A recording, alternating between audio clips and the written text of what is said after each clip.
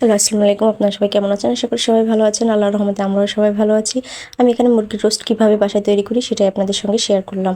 আমি এখানে মুরগিগুলোকে ভেবে ফালি করে নিয়েছি। এখন শুধু লবণ দিয়ে মাখিয়ে নেব। মাখিয়ে এটা আমি এক এক করে সবগুলা দিয়ে আমি ভেজে নেব হালকা লাল করে। এই যে দেখেন আমি ভেজে নিয়েছি। এখন এটা নামিয়ে নেব পেঁয়াজ লাল করে ভেজে।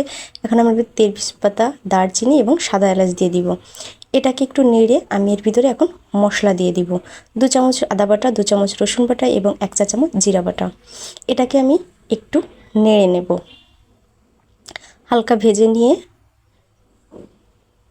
এর ভিতরে দিয়ে দেবো 5টা বাদাম এবং কাঁচামরিচ দিয়ে বেটে। এটাকে আমি সুন্দর করে কষাবো। সুন্দর করে কষায়ে আমি এর ভিতরে গোশটা ঢেলে দিব। গোশটা ঢেলে দিয়ে এখন এর ভিতরে আমি দিয়ে দিব টক দই। এখানে আমি 2.5 চামচ টক দই দিয়ে দিব। দিয়ে এটাকে আমি সুন্দর করে ঢেকে